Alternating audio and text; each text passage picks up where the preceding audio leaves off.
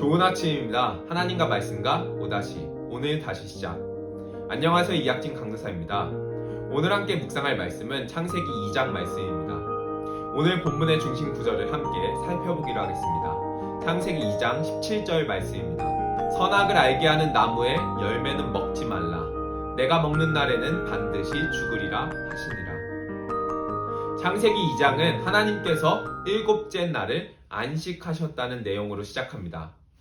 일곱째 날이 다른 날과 달리 3번이나 언급되었다는 점과 하나님께서 일곱째 날을 축복하셨다는 것은 안식일이 기독교 신앙에서 얼마나 중요한지를 나타낸다 할 수 있습니다.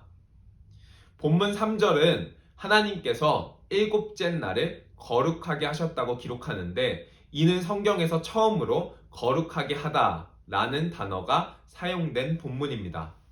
거룩하게 함은 하나님을 위하여 따로 떼어놓는다는 의미로서 안식일은 성경에서 최초로 하나님을 위하여 분리된 날입니다. 안식일은 하나님의 사역의 패턴을 보여줌과 동시에 영원한 안식의 모델을 보여줍니다. 안식일은 영원한 안식에 들어가기 전까지 우리가 지켜야 할 규례인데 사실 우리가 안식일을 지키는 것이 아니라 안식일이 우리를 지켜준다 할 수 있습니다. 창세기 2장 4절부터는 다시 창조에 대한 기록이 등장합니다. 이는 창세기 1장부터 2장 3절까지의 창조 기록에 대한 다른 관점을 보여줍니다. 마치 1장부터 2장 3절까지는 창조를 세상 전체적인 서술로서 세상 밖에서 지켜보는 관점이라면 2장 4절부터 25절의 창조기사는 창조가 일어나는 현장 속에서 창조가 진행되는 것을 서술하는 관점이라 할 수 있습니다. 더불어 창세기 2장의 창조기사의 관심은 사람으로서 1장보다 하나님에 대한 단어 사용이 줄어들고 하나님의 창조의 중심에 사람을 위치하여 창조를 기술합니다. 이러한 창세기 2장의 사람 창조 기사에 대한 관심은 계속해서 등장합니다. 오늘 본문의 5절은 초목과 채소가 사람의 손길을 기다리고 있는 듯한 인상을 주고 하나님께서 땅을 다스릴 사람을 창조하시는 내용으로 전개됩니다. 창세기 2장은 1장의 사람 창조 기사를 더 자세히 기술하여 하나님께서 다른 피조물들과는 다르게 특별하게 사람을 창조하셨다는 사실을 강조합니다. 하나님께서 흙으로 사람을 만들고 생기를 불어넣으심으로 사람이 생명이 되었으며 또한 사람에게 에덴 동산을 다스리고 지킬 수 있는 임무를 주셨습니다. 또한 인간 창조 기사에서 특별한 점은 돕는 배필을 직접 주셨다는 것입니다. 본문 18절은 사람이 혼자 사는 것이 좋지 않다고 기록합니다. 창세기 1장과 2장을 통틀어서 좋지 않다는 표현은 오직 해당 본문에만 등장합니다. 2장은 마침내 하나님께서 창조의 완성으로서 아담과 하와를 한 몸 되게 하신 것을 기록합니다. 이는 단순히 결혼하여 한 가정을 이뤘다는 것보다 더 깊은 의미를 갖는다 할 수 있습니다.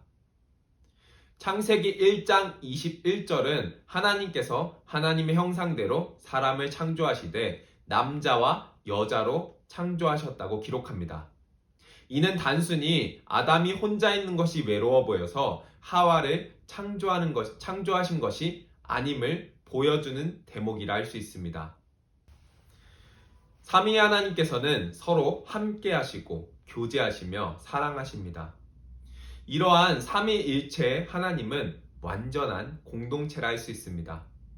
하나님의 형상대로 지음받은 사람을 남자와 여자로 창조하시고 한 가정으로 부르셨다라는 것은 삼위일체의 하나님만이 누리시던 공동체로서 서로 사랑하고 교제하고 온전한 공동체를 이루시는 특권과 영광으로 사람을 부르셨다라는 것을 의미한다 할 수 있습니다. 창세기 2장은 안식일과 6째 날의 인간 창조 기사를 자세하게 기술하고 있습니다. 끝으로 선악과에 대한 내용만 설명하며 오늘의 오다시를 마무리하려 합니다.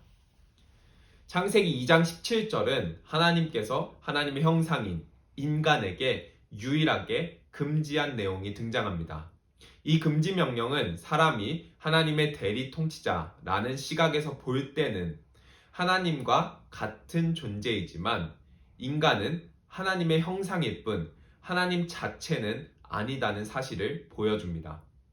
인간과 하나님 사이에는 건널 수 없는 존재적 선이 있음을 보여주는 것이 바로 선악을 알게 하는 나무의 열매를 먹지 말라는 금지 명령입니다.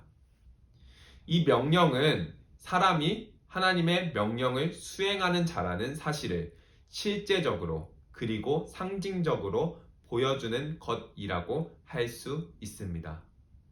또 선악을 안다는 표현은 곧 판단력을 갖는다는 표현과 의미상 연결된다는 점을 고려할 때 이 금지 명령은 판단의 최종적인 주체가 하나님이심을 의미한다고 할 수 있습니다.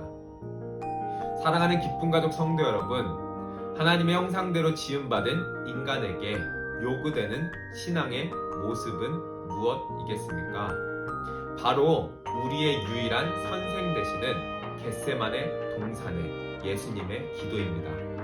내 원대로 마시옵고 아버지의 원대로 되기를 원하나이다 하시니, 오늘 하루도 하나님의 형상으로서 우리의 원이 아닌 우리의 욕망과 우리의 뜻이 아닌 아버지의 뜻과 통치를 구현해내는 온전한 하나님의 대리 통치자로서의 삶을 살아가시길 간절히 소망합니다.